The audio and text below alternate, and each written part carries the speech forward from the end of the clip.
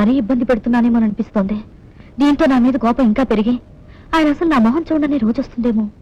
ఇప్పటికైనా ఆయన కాళ్ళ మీద పడి జరిగిందంతా పూసుకొచ్చినట్టు చెప్పేస్తాను. అలా చెప్తే నువ్వు ఇంకో కొత్త నాటకానికి ప్రార్థన పాడుతున్నావు అనుకుంటాడమ్మా మావాడు. చూడు, మనసులో అనుమాన బీజం పడ్డ మనిషిని కులాసాగా ఉన్నారా అని అడిగినా ఎప్పుడు చస్తావు అన్నట్లే అనుకుంటాడు. మరి ఇప్పుడు నన్ను ఏం చేయమంటారు? నువ్వేం చేయక్కర్లేదు, అంతా నాకు వదిలే. ఈ వాసు బుర్రా ఐడియాల భోషణం. నీ విషయంలో జరిగిన నిజాన్ని చెప్పవలసిన మనిషి చెప్పవలసిన విధంగా చెప్పవలసిన చోట చెప్పే ఏర్పాట్లు నేను ఆల్రెడీ చేసేసా. నిజమా కైలాసం?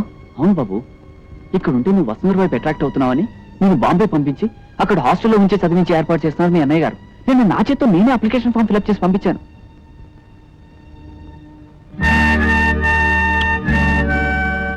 నేను వసు స్నేహం చేస్తే అన్నయ్యకి ఎందుకంత కోపం? ఆయన పద్ధతే అదో రకం, నీకు తెలుసు కదా. అయినా నాకు తెలియక అడుగుతాను, మీరు స్నేహం చేసి ఏం సాధిస్తారు? నేను పెళ్లి చేసుకుంటా అండి. అది కుదరని పనమ్మా. మీ అక్క ఏమో నీకు వేరే సంబంధాలు చూస్తోంది. నిజంగానా? వసు అక్క ఏమో తనని వేరే వాళ్ళకి ఇచ్చి పెళ్లి చేయాలని చూస్తోంది. మీ అన్నయ్య ఏమో నేను ఈ ఊరు నుంచి పంపించాలని చూస్తున్నారు. ఈ పరిస్థితిలో మీ పెళ్లి ఎలా అవుతుంది అనుకుంటున్నారు? అసలు ప్రేమ అంటే పెద్దవాళ్ళ కింద కట్టేది కైలాసం.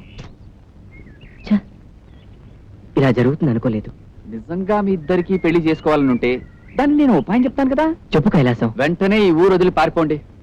ఇంకేదైనా ఊరు చేరుకుని హాయిగా ఏ గుళ్ళోనో పెళ్లి చేసుకుని ఇంటికి తిరిగి రండి. అమ్మో, అలా చేస్తే అన్నయ్య బాధపడతారు కైలాసం. ఇదిగో, అవ్వా బువ్వా రెండు కావాలంటే కుదరదయ్యా. నీకు అమ్మాయి ముఖ్యమో అన్నయ్య ముఖ్యమో తెలుసుకో ముందు.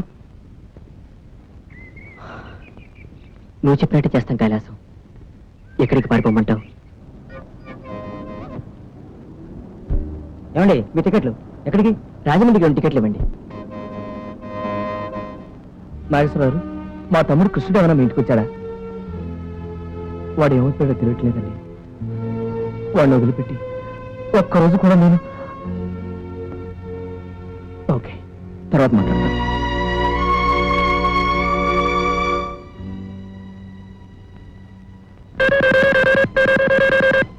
హలో, నేను రాజమండ్రి నుంచి మాట్లాడుతున్నానండి. ఏమిటి? మీ తమ్ముడు కృష్ణ తప్పిపోయాట కదా? అవునండి, మీకు కనిపించాడా? అతనితో పాటు ఇంకో అమ్మాయి ఇక్కడ రాజమండ్రిలో దానవాయిపేట ఉంది చూశారు. అందులో పార్కు వీధిలో 10వ నెంబర్ ఇంట్లో ఉన్నారండి. అలాగా, థ్యాంక్ యూ. నమస్కారం అండి. నా పేరు రామారావు అండి, మాది వైజాగ్. మా తమ్ముడు కృష్ణమూర్తి మీ ఇంట్లో ఉన్నాడని నాకెవరో ఫోన్ చేశారు. రండి, కూర్చోండి. వాళ్ళిద్దరూ ఎక్కడున్నారో చెప్తే. వాళ్ళిద్దరు కులాసాగానే ఉన్నారు. బాగా అలసిపోయి ఉన్నారేమో, ఆదిమర్చి నిద్రపోతున్నారు. జాగ్రత్త కోసం మా వారు వాళ్ళిద్దరిని వేరు గదుల్లో ఉంచి గదులకు తాళాలు కూడా వేశారు. ఏమండి, వైజాగ్ నుంచి రామారావు గారు వచ్చారు. హలో, నమస్కారం రామారావు. మీరు? నేను మునపట్ల అలెగ్జాండర్నో చెంగిస్ ఖాన్నో కాదు, మామూలు సుబ్బారావుని. గుర్రం అనుకుని గాడి దెక్కాను, ఈడ్చి తన్నింది, లివర్ చెడిపోయింది. దాంతో పాత అలవాట్ల గుడ్-బై చెప్పేశాను. కూర్చోండి ప్లీజ్, కమాన్. రాలక్ష్మి, నువ్వు కూడా కూర్చో. సార్, ఒక్క మాట. మీరు ఆగిపోయారే, అడగండి. మీరు లావణ్యని పెళ్లి చేసుకోలేదే అని అడగబోయి మా ఆవిడ ఉంది కదా అని ఆపేశారు, అంతేనా? మా లావణ్య విషయంలో మీరు తన్ని పూర్తిగా అపార్థం చేస్తున్నారు రామారావు గారు. అఫ్కోర్స్ మీ పొజిషన్లో ఉంటే నేను మీలాగే తయారయ్యేవాడినేమో. నిజంగా జరిగిందేమిటో తెలుసా అండి? మా పెద్దలు నాకు లావణ్యకి పెళ్లి ఖాయం చేసి ముహూర్తం పెట్టేశారు.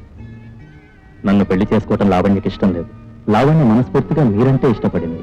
పెళ్లి రోజు తన్నొచ్చి తీసుకెళ్లిపోమని మీకు ఉత్తరం రాసింది కదా, ఆ టైంకి మీకోసం ఎదురు చూస్తూ ఒట్టు నిలబడింది. ఆ సంగతి నాకు తెలిసింది. మా ఊరు వస్తే మిమ్మల్ని చంపి పాతరేయాలని కర్రలు బరిసెలు తీసుకుని కొంతమంది మనుషుల్ని వెంటేసుకుని బయలుదేరాను. ఆ విషయం ఎవరో లావణ్యకు చెప్పారు. సరిగ్గా అదే సమయానికి మీరు నీళ్లలో ఈదుకుంటూ వస్తున్నారు. మీరు ఒట్టుకొస్తే మేము మిమ్మల్ని కొట్టి చంపేస్తామన్న భయంతో ఇంకా వేరే మార్గం ఏం తోచక తనంటే మీకు మనసు విరిగి వెళ్ళిపోయేలా చేసింది లావణ్య. మరి మీకు లావణ్యకు జరగాల్సిన పెళ్లి? నిజం చెప్పకే, నేను అలెగ్జాండర్ గా ఉన్న రోజుల్లో గుర్రం ఎక్కి చాలా చిలిపి పనులు చేశాను. వాటిలో ఓ టీఎస్పీ గారు అమ్మాయికి పెళ్లి చేసుకుంటానని మాట ఇవ్వడం. సరే, మీరు మా ఊరు రావడం వెళ్ళిపోవడం జరిగిన తర్వాత ఆ టీఎస్పీ గారు ఓ తుపాకీని 20 మంది పోలీసుల్ని వెంటేసుకుని వచ్చి తన కూతుర్ని ప్రేమించి మోసం చేసినందుకు నన్ను చంపేస్తానని బెదిరించాడు. దాంతో పెళ్లి పందిట్లో గొడవ చెలరేగింది. తప్పనిసరి దొరగారి కూతురు మెళ్ళలో తాళి కట్టేశాను. ఇదిగో బారే వీరు. రాజీ, నువ్వు వెళ్ళి అన్నయ్యతో ఆడుకోమ్మా. ఆడా మగ ఒకరినొకరు సరిగ్గా అర్థం చేసుకోవాలండి. మంచి చెడు ఏ జాతికి సంబంధించినవి కావు. ఆడ మగ ఇద్దరిలోనూ రాక్షసులు ఉంటారు, దేవతలు ఉంటారు. నీకు అన్యాయం జరిగిందని అపార్థం చేసుకుని మొత్తం స్త్రీజాతి మీదే కత్తి కట్టడం కేవలం అవివేకం. నేను లావణ్యని పూర్తిగా అపార్థం చేసుకున్నందుకు సిగ్గుపడుతున్నాను సుబ్బారావు గారు. I'm extremely sorry. పిల్లల్ని తీసుకుని మా ఊరు వెళ్ళిపోతాను. రండి. కృష్ణ ఏడితను? కృష్ణ ఏ రూమ్లోనే ఉంచాను. ఏమండి, వసు రూమ్ లో లేదండి. ప్రేమ పక్షులు ఎగిరిపోయినట్టున్న రామారావు గారు. వాసు గారు, వాళ్ళిద్దరేటో తుర్రమన్నారు. పారిపోయారా? My God.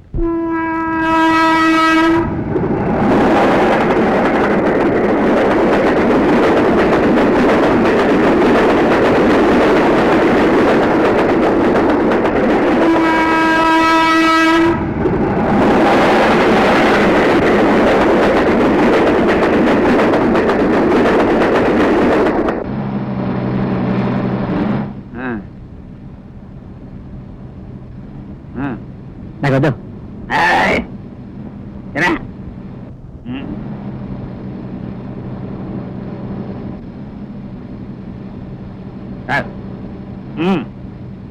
ఇది సరిగ్గా ఊరిని ఆనుకున్న పొలం. ఇంకో 6 మైల్లో వైజాగ్ అని తెలుసా? ఇప్పుడు ఏం చేద్దామంటావు? మరి కాస్త ఎక్కువరా. ఇలా చూడా మొక్కలమే మందే లేదు. ఇలా ఇందా ఈ డబ్బాలో మందు మరి కాస్త కలిపి జల్లు. నేను డబ్బా పడతటి. ఇది పొలాల్లో చల్లే విషయం. దీన్ని తాగేద్దాం. అమ్మో, చేదుగా ఉంటుందేమో. కాదు, తీయగా తేనె పానకల్లా ఉంటుంది. కొట్టనంటే అన్నయ్యకి ఇష్టం లేని పని చేస్తున్నాం. కనీసం అన్నయ్యకి ఇష్టమైన 9వ గంట మోగే వరకైనా ఆగి తర్వాత తాగేద్దాం. ఏమండి, ఇల్లంతా వెతికాను. జ్యోతి, మన జ్యోతి కనిపించడం లేదండి. వాళ్ళ స్నేహితురాలు పెళ్లికి వెళ్తానంటే ఇందాకే జ్యోతికి ఇంకో అమ్మాయిని తోడిచ్చి పెళ్లికి పంపాను. పెళ్లికి పంపారా? ఈ పాటికి అక్కడ పెళ్లి ఏర్పాట్లు బ్రహ్మాండంగా జరుగుతుంటాయి. కాసేపట్లో ఇద్దరు కలిసి వచ్చేస్తారు. కూర్చోండి బాబు, నమస్కారం చేసుకోండి. ఓం. వద్దు వద్దు వద్దు వద్దు. ఏమిటి మాట్లాడుతుంటే మధ్యలోనే పారిపోయి వచ్చేసావు? అంత ధైర్యం వచ్చిందా నీకు? ఎన్నాళ్ళు నువ్వెంత తోసం చెప్పిన పడున్నానే, ఇక లాభం లేదు. ఇట్లా ఏం తోచనప్పుడల్లా నేను రౌడీని కొట్టినట్టు నువ్వు నన్ను తిడతా ఉంటే తింటా పడుండలేను. రెచ్చిపోతా. ఇంకో గంటకు మా గురువు గారికి ఇష్టమైన 9వ గంట సింహాచలంగాడు కొట్టగానే నిన్ను పచ్చడి చేస్తా. ఏమియా సింహశాలమయ్యా, నువ్వు ఇట్ట పైసా సంపాదన లేకుండా కొంపులు పడి తయారుగా నేర్తుంటే ఈ కోపం నేను చేయలేనియా. నిన్నొగ్గేసి ఏరువుడితో నేసిపోతా. నీ సావు నీ స్థానియా. లింగం వస్తున్నాను రే.